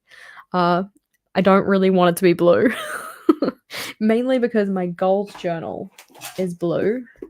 My health journal is blue, well, like a vintage blue-green color, and then my 5-year journal is blue. My 5-year journal is one where I write down like 3 sentences or 3 lines a day for each day of 5 years. So having another blue journal feels like a bit too much blue. R&D means research and development. So the N is like a N apostrophe. So yeah, R&D notebooks, they're usually green, so I don't really want it to be green. For my blue joes or blue journals, those ones are typically the kind of things that go with R&D notebooks, ideas, those kind of things. But I do have some red ones that might be more of like the style that I'm looking for. Let's see if I can grab you some. Just thinking about the fact that I still probably want it to be an Archer and Olive one. I have these 2 red ones, which if we just scoot this guy out of the way, which I think that like it shows up a little bit more. This one looks darker on camera than it actually is in person. I think that it is kind of, I don't have a good reference for you, honestly. But this one is obviously very aggressive. This one's almost more kind of orange red in person. I actually like this red probably the best of the 3 of them. I don't know, actually. I do quite like this one as well. I like both of these more than I like this one, to be completely honest. The left one is the one you're using for your new Bujo. That's exciting. The thing with this one, though, is that, well, like, first of all, the edges are gilded, which we love gilding, so, like, that's not a problem. But this one has a rose gold kind of stamped looking thing on the front of it, which I don't think I like this icon as much as I like this icon. Like, I think that the gold and red together on this guy looks really pretty, and I like that it's kind of simplistic, right? Yeah, Megan, you've got a good point about the page numbering as well, because my journal does need to have page numbers so that then I can reference everything using the index. So in that case, something like Mark's journal, which is the marked notebook, might be good for that. I think it would just depend on how I find the paper in it. Not to say that, like, this is anything that Mark did. I've just been finding that recently Archer and Olive paper has been a little bit more, like, slippery, or it's been taking things longer to dry. So I could use this one. I wouldn't have to number the pages, which would be kind of nice. I can't remember what he had in the front of the notebook. Okay, well, obviously we've got like that like holographic kind of foiling there, which is cute. We have a box with like for like color keys or like a what's the word? Well, I guess a color key is probably what it is. Color key. Yeah, it feels like it's. I've been told that it's not coated, but it behaves differently to some of the older notebooks, which has not necessarily been my like favoriteest thing. But that's not a mark thing. That's just a Artronol of more recently kind of thing. But this one does have page numbers in the corners, which you might just be able to see them there. They're very, very faint, but you can hopefully see that little O2 written down the bottom. So that could be something that I do use. I wouldn't be opposed to pen swatching in it, but if I do use this as my long-term collections journal, I don't want swatches in the back because I like to have the back accessible for things that I need to turn to quickly. That's why, for instance, in this notebook, I put my swatches in the back so that then they were very easy to access. Even though I won't be having swatches in this one, I'll be having just reference materials. But if there's ever a reference material that I feel like needs to be very much easily accessible, then I want to have that back open so that I can do that. But I'm kind of leaning towards this one because it is like it doesn't look quite the same on camera, but it is a really nice red. Not to say this one isn't a nice red. I just think that the actual kind of like iconography of these two, I like this one better. This one feels like the upgraded one. Yeah, but that little kind of thing could be an index, but it doesn't have enough space to be an index for the full book, I feel. Like you could go and write in and say like, hey, number, and then like what the thing is, but I don't think I'd have enough space to list out everything that I would need to. Because how many spaces? 1, 2, 3, 4, 5, 6, 7, 8, 9, 10, 11, 12, 13, 14, 28. I'm going to have more than 28 collections in here when I'm done probably, so I probably wouldn't be able to use it as an index. I do love the notebook though. It is very fancy. But we'll put that back on the shelf because I'm thinking that it won't be that one. Because the other one that I was kind of toying with was this guy. Even though he's green, I just like this notebook. I've been meaning to use this notebook for a while. Yeah, I think he put it down as being a key, but like if you're the kind of person who when you index things in your notebook, you don't index very much. For instance, if you're using it as an everyday journal and you're only indexing like the first page of each new month, you can totally use it as an index. It's just, with the use of the notebook that I'm going to be setting up, I'm going to need to index more than just 28 things. But this is such a pretty green. It does, again, like on camera look a little bit darker than it is in person.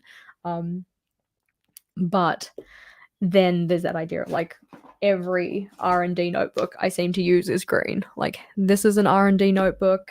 Let's see if I'll find you some more. I'll find you some more. That one. Those two. So my last few R&D notebooks have been this guy, this guy, this guy, and this guy. So they're all green. So it's kind of like this running tradition of just like green notebooks for the R&D notebook. But I don't want to turn this one into an R&D notebook. It's too pretty for that. So I might save that for an everyday journal instead, just so I don't confuse myself between what is the long-term collections versus the R&D. I don't know. We'll have to think about it. But I am possibly leaning towards this one because it is very pretty. Anyway. Notebook aside though, because I know that I'm going to use an A5. Like that is kind of without any kind of qualms towards it. It's going to be that. But purple's a possibility. We could do a purple notebook. If I was going to do a purple notebook, I probably want one that would be more of a medium purple than a light purple, just because it's going to be used for as long as it is. I don't want it getting dirty. So it would possibly be like this one. This one? I mean, like the design on this one, it's not like my favorite, but I'm not any less happy about it than a swan. Let's put it that way. Like birds aren't really my thing either, but it could be this one. I think like these two could be contenders. Yeah, I know you're gonna vote purple. Britta loves purple, but Creek. This one has little gold little purple gold ampersand. It is pretty cute. It is a nice color, and I haven't used a purple notebook in quite a while. The last purple notebook I used was for a social media journal because, you know, purple hearts, it's kind of the thing here. But I retired that one. I'd almost be inclined to use the retired notebook for the new long-term collections, but I know in my soul that I want to start a new notebook for this, because otherwise what will happen is I'll start in the middle of the notebook and then I'll like have to flip to the middle of the notebook to find any of my collections and I'll be all pissy. So like purple could be a good option. My first long-term collections journal, first, second, one of them, let's see. You're an R&D notebook, aren't you? I think this is an R&D notebook. Yeah, okay, so that's an R&D notebook. That doesn't count. for what it's worth, I'm looking at this guy here, which is an LT 1917. And then the first long-term collections journal was a blue notebook, Blue Joe. This was the first long-term collections journal, which I had, you know, spreads to try and my goals for life and my swatches and then my movies to see, and then this page got stuck together. When did I last? Programs to reinstall when my computer dies. So you can kind of see the things that kind of carry over. This was one that realistically shouldn't have been in here. That's fine. Yeah, what's that? Instagram post ideas. My wish list. Topic planning for school and stuff. Tombow dual brush pens. But house hunting layouts, like, yeah, this one got kind of out of hand in terms of like what I was putting in here, and that's why I set up a new one. But anyway, so possibly the purple one. This one's really cute. I love the dark burgundy one. You should get rid of it. But it's such an important notebook in the journal rainbow. It's the what? I have another dark red. Let's see. I'm gonna get all my red ones out just for the sake of show and tell. For the sake of show and tell. We have a Punch You in the Throat red, which is this one. They are technically a little different, but I think it's just because this one might have been left out for longer. So this one is actually just a little bit brighter than that one. We have my Japanese learning notebook, which this one has also been retired because I stopped learning Japanese. So this is as far as it got. That's it. Done. That's the entire notebook. I do think my handwriting looked kind of nice though, but yeah, that's nothing. We're not going to be using that as the long-term collections journal. We have the Tannenbaum tree, which is also glittery, which makes me not really want to use it for this. And then we have this one, which is not from Art Tranola. This is from Kuma Stationery and Craft, but it's also this kind of like burgundy red kind of color. So I think that in terms of the notebooks that we've picked out though, if I'm sticking with red, it will probably be this one. And if I'm going with purple, it will probably be this one. Either way, it's going to be A5. What do you guys reckon? Should we go with the purple? You can let me know in the comments if you're here on the replay. Or should we go with the red? Okay. Those are the two options. But, abuse. Hit the microphone. Not friendly. Not friendly. I'm putting those to the side, though, because we have other decisions to make here. Get out. Get out, damn spot. And all of these ones as well. I'm going to have to remake my shelves. But having a look at our list, because we need to make some decisions about what pages are actually going to go in here. Where is my pen? Oh my gosh. Also, make sure, tink, keep hydrated. There's a lot of options here. Oh, good chunk for purple, good chunk for red. I'm very interested to see how it goes in the comments. At the end of this video, I'm going to ask you guys again so you can post it in the like comment on the video, because it's a lot easier for me to keep track of those. I'm terrible at keeping up with the chat. I do try though. So swatches are all good, but for what layouts we're setting up in this new journal, I need to write a list of those so that I have them handy. And I think that I might just gently fold this one and write them along here. Make it a little easier for myself. So this is the LTC ideas. And we're just gonna go and put in some bullets, which are really just little lines, so that we can write down our page ideas, list them all out so I know exactly what it is I'm setting up with this new journal. Cute. So let's see. We could set up a poll, but I want to make sure that I include the ideas from our replay team as well, and they don't get to contribute to the polls, which is always kind of sad. But let's see.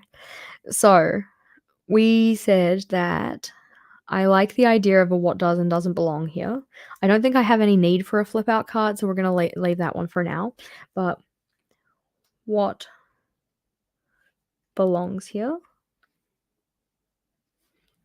Mainly so that I just have that as a reference for myself so I know what it is I need to put in. The start date can be on that. That's totally fine. That's more of a design feature than a layout to make. And this is going to be more like our layout list. The index, we need to have an index for it. Don't need to necessarily have quite as much space, but it's good to have. I want to have collection ideas. Collection ideas. So that's specifically thinking about things I want to set up in that journal. Monthly layout ideas. Monthly layout ideas. And weekly layout ideas. And these aren't necessarily in order, but something that I am going to note down here is that I also want my new journal ideas because they're all kind of related to like setup type things. New Joe layout ideas. Then going back one, we've got the wish list. I want a wish list.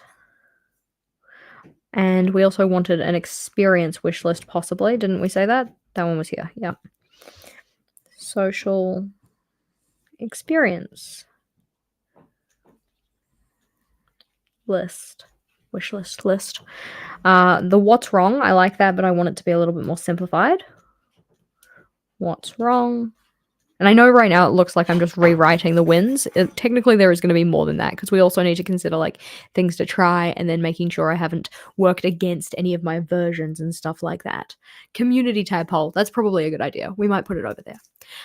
What pencil do I use? Oftentimes I don't use pencil, but if I do use a pencil, it's usually like a regular wooden one with 2H pencil graphite, mainly because it's really pale, like it's really faint, so it's very easy to erase. Usually I just use a Stettler one. It's like super old. I got it like when I was at high school or something, but what's wrong list looks cute. Blank notebook ideas, but just the ideas that are for me. Blank notebook ideas, and I might end up actually putting that in amongst this kind of stuff because they're all kind of idea lists together. Routines to track.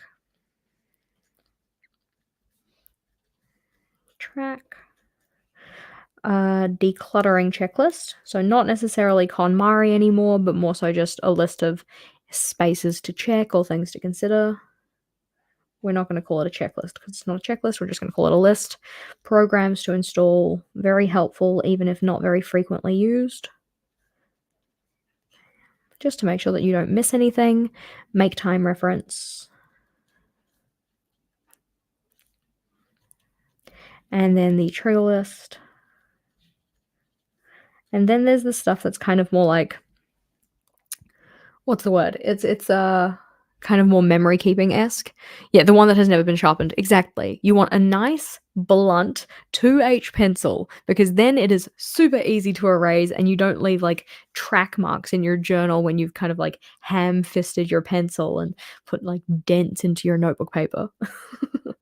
Definitely do self-development book reference pages too. Yeah, I'm thinking that those ones would totally be in there because I was thinking like the make time reference, obviously, but then also I want to do a reference page for things like Atomic Habits is one. I also probably would do one for like Feel Good Productivity, which we're reading for book club this year. If you're not part of our book club, come join our book club. We'd love to have you.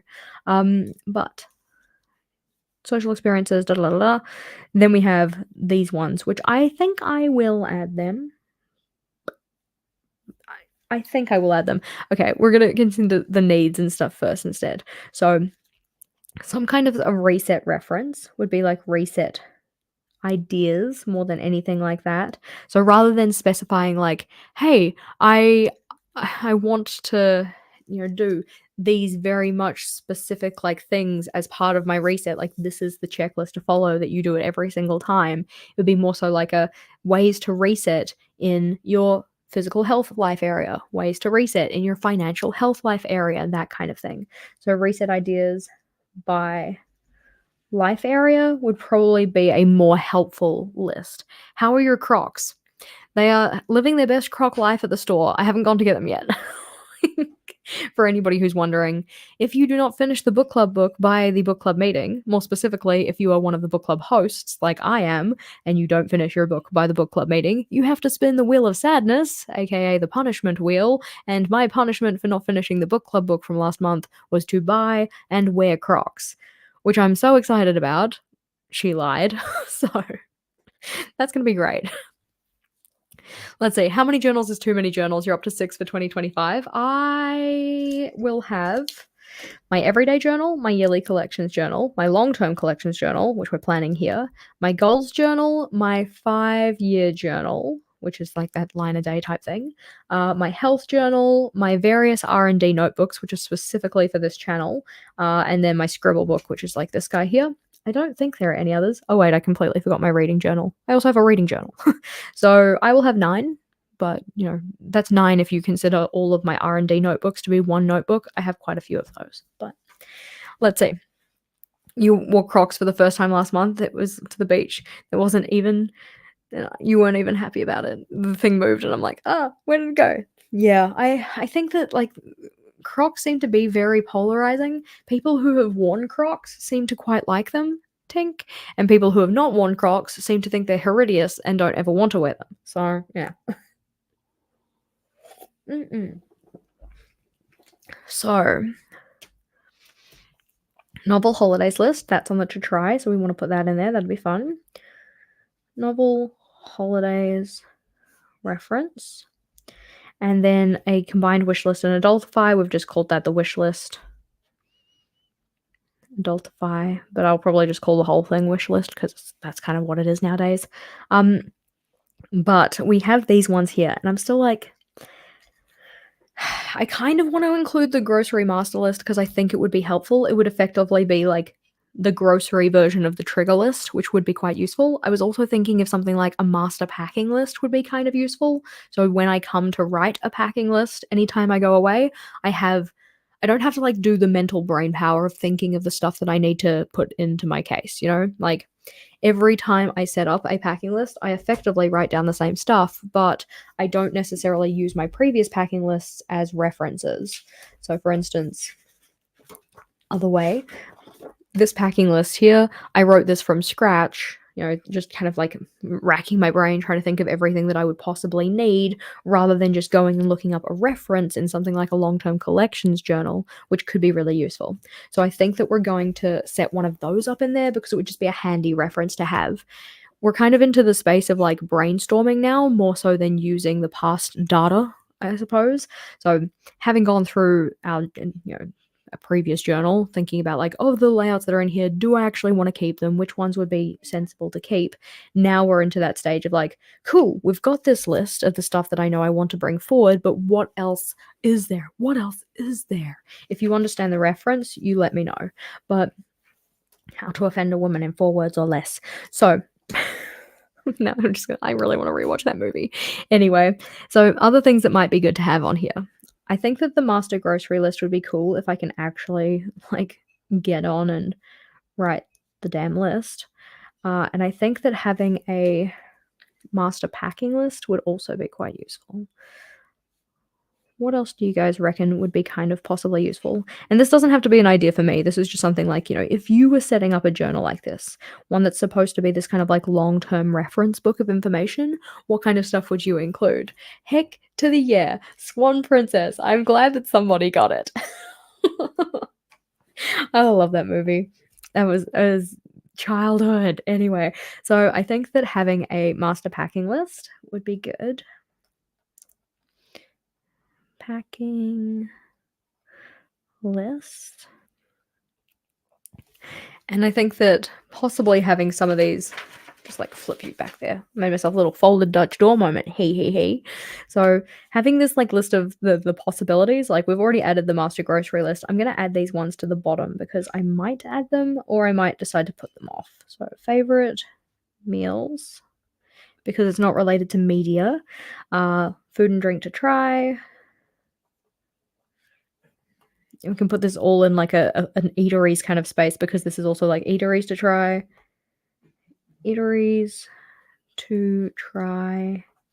Food and drink to try. Try.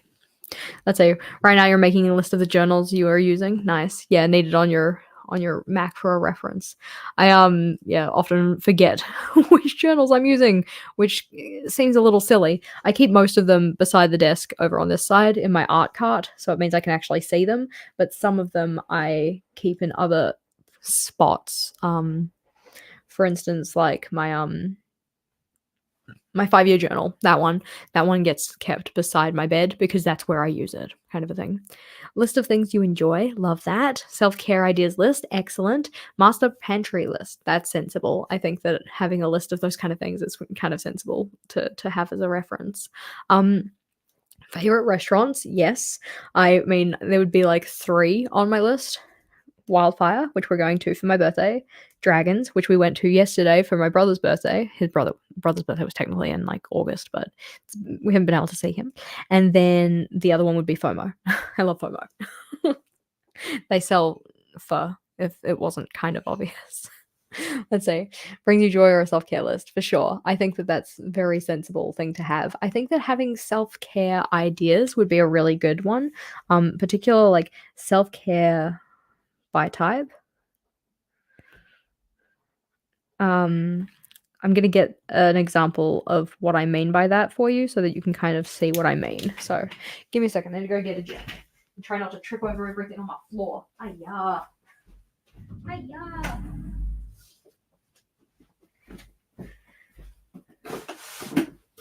I've got a giant box of washi tape sitting on my floor, which is like my decluttered washi basket, aka the fuck it bucket, which does need to be taken out and dealt with. But I think it's in this one. This is a journal from 2019. Yeah, 2019, because that's 20 before 2020. See, this is what I was talking about with the idea of like, you know, if you only keep a few things in your index, you can totally use the key space as an index.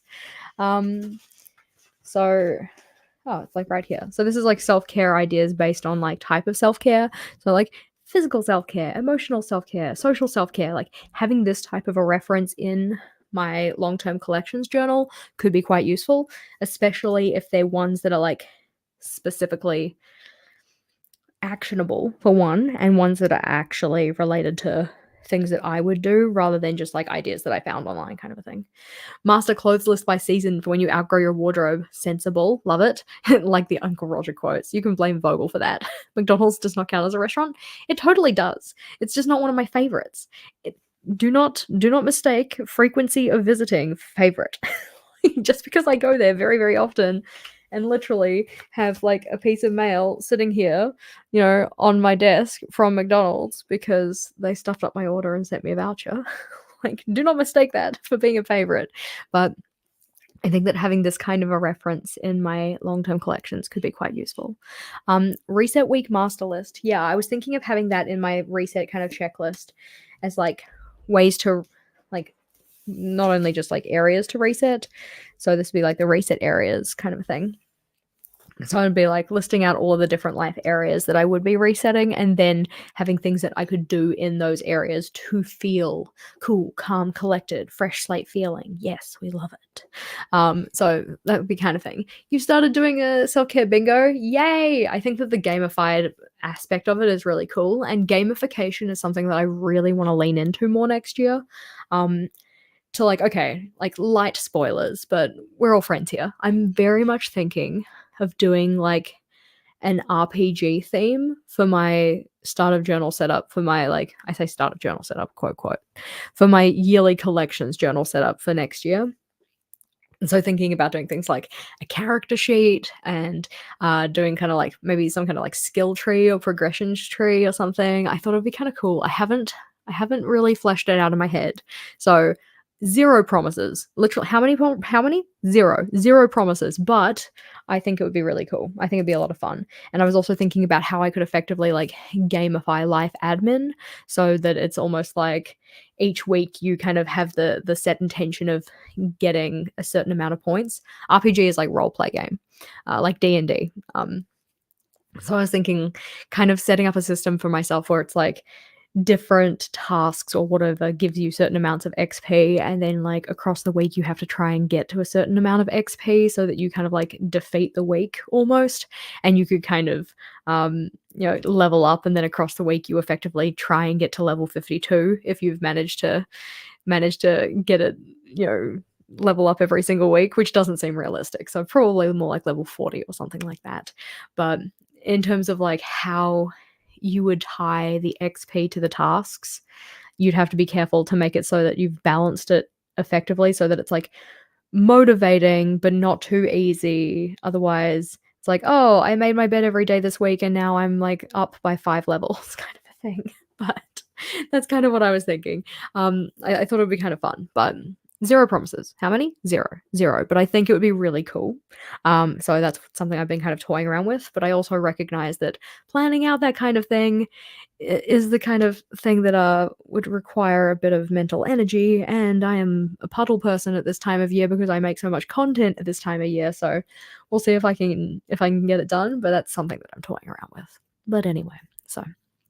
The gamification, though, wouldn't necessarily go into the long-term collections because it would be something that would be kind of just 2025 themed.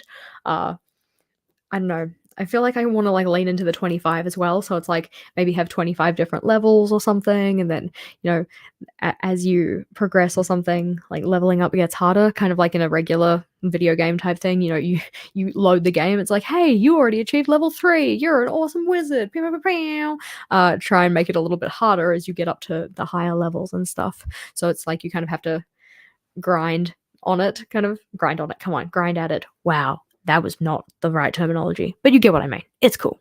Anyways, so other long-term collection ideas.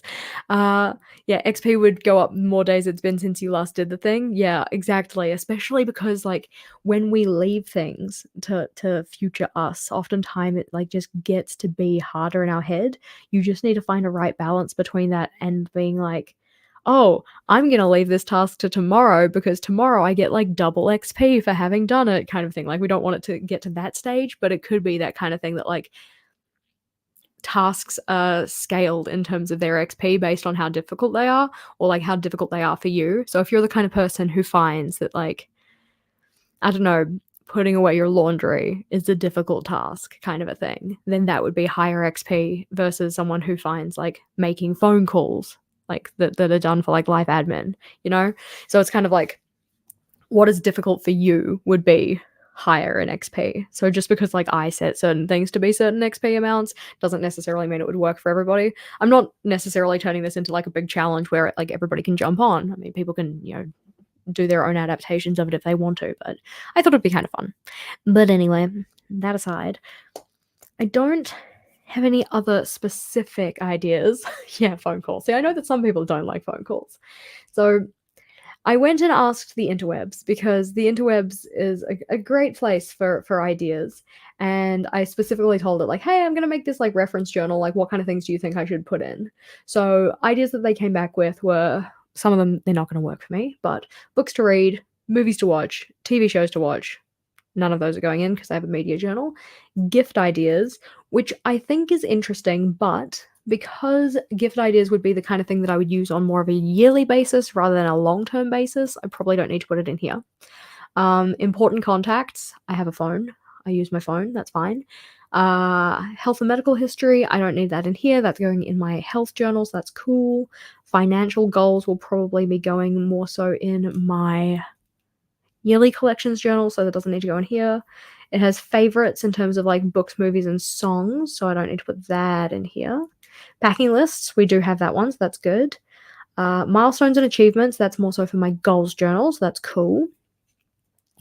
Cleaning routines, we're gonna just politely ignore that one because I am me and I'm not very good at doing any kind of set cleaning routine. But other things they had were like birthday list, which we've already kind of talked about, anniversary list, which we've already kind of talked about, skincare and hair care routines. I don't think I need those in here. I do like the idea of having some kind of like list of products we trust, if that kind of makes sense, like a go-to products list. But I also feel like that's the kind of thing that I wouldn't put in my long-term collections journal, only because I don't necessarily refer to this space to find that information. I'd be more inclined to refer to our kind of like household OneNote, mainly because like Vogel is the main person who does the groceries as well, so having it in a space that he could access would probably be the most helpful. So I think that for now, I mean, like, this is the kind of journal that I add to iteratively time and time again over the many moons that is its lifespan. So this is a fairly decent list of ideas because that'll be a page, that'll be 2. We're gonna go through and just kind of lightly indicate. That would be 1 page. This would be a spread, so it would be 2 pages. Collection ideas would be 1. Monthly layouts would be 1. Weekly layouts would be 1. Nujo ideas would probably only have to be 1, I think. Wishlist would only have to be 1, I know that. Social experience wishlist only has to be 1. What's wrong will probably be... I could probably condense it to 1, so that's fine. Notebook ideas would have to be 2. Routines to track would be 1. Decluttering list would have to be 1. Programs is 1. Make time reference would have to be 4. The trigger list can be 2. So remember 4 is like 4 pages, so it's like 1, 2, and then flip over 3, 4. Are you going to start a new long-term journal, Jess? Yes, Jess is doing that because the last one just needs a bit of a refresh. Reset ideas by life area, that can be just a spread, so that's 2. Novel holidays can be 1 or 2. No, we said 2, right? So that then it could be a little bit more spread out, which I kind of like. Master grocery list will be 2. Packing list will probably only need to be 1. Self-care ideas by type. I'm going to go with 1. Maybe 2, but I'm going to start with 1. Eateries to try is 1. Food and drink is going to be 2 because it's like food, drink, and then favorite meals can be 1. So the only one I really need to think about is the new journal layout ideas and how much space realistically would need to be taken up by that. Oh yes, very good. Atomic Habits reference page, that would have to be 2. So Atomic Habits reference would have to be 2, and that's because it's the kind of layout that I've set up before, so I know that it would have to take up a little bit of extra space. I don't know if I still have the last one I set up. I kind of want to go... I'm going to go check because I want to show you what I mean by it. That would be here. In the second iteration of the long-term collections journal, because I've had a few. So this one was in a Scribbles That Matter. You can see like my list of stuff that I set up with this one. Actually had a beautiful index. And this is where I kind of started toying around with the idea of rainbow order and such. So collections, TV shows in orange, movies in yellow, books, silly smiley. But because I was changing up the styling each time, it kind of irked me. So I stopped doing it like this. Wishlist, YouTube tracker, rah rah rah. Apocalypse, ran out of teas, so I had to use a different color tea. Restaurants to try, chore roster, but monthly pages to include, gift. I had a gift list on this one actually. I think this was gifts given, so it was more like a gift log. Things to adultify. This was the Atomic Habits cheat sheet reference. So this is the kind of thing that I would possibly include in there, and I know that it took up a full spread. So, oh my god, we totally missed the stuff I say layout. We did. See? This is what I get for not doing a thorough enough job. Ridiculous. Yeah, I say. Where was that? It's because it came out. It wasn't in line, so I just completely skipped over it. I'm glad you're looking out for us. That one will probably only have to be 1 page, but I would like it to have room for growth. so I might give it 2, even though I don't think I'm necessarily going to need that much space, but it's all good. I might also make it so that it's not like 2 columns as well, it's just like 1 line per phrase. I think that'd be kinda cute. If you did Lazy Genius, decide 1 gift giving, it might make sense in here. Interesting. Yeah, I could I don't think I've read that. Is that a book? Yeah. Reference list of things you need to do, but forget about, like, descaling the kitchen, checking the fire alarm, getting the boiler serviced. Yeah. I think that'd be the kind of thing that we'd keep into the home what's it called? It's like a home maintenance OneNote. But I think that if people didn't have that kind of a system, then putting it in something like your long-term collections would be a really good idea. This looks cute. I'm feeling good about this. So now all I need to do is to decide which of those notebooks I want to use to actually set this one up. Now, if you weren't here, just in case you missed it, we have 2 notebooks that we're toying around with to be the new long-term collections journal. We have a red one, which kind of makes sense because the last one was red, or we have a purple one. So let me know in the comments on the video, not the chat, in the comments, which one do you think we should use? For now, though, I'm gonna go have a scone because I'm very, very excited that they're sitting downstairs waiting patiently for me. And then I'm gonna start thinking about which ones of these collections are gonna get put in which order. So thank you for being here, team. Such a pleasure as per usual. Have a fabulous rest of your day. Let me know which one you think I should set up. All right? I need to set this one up soon, all right? Christmas is coming. Bye for now.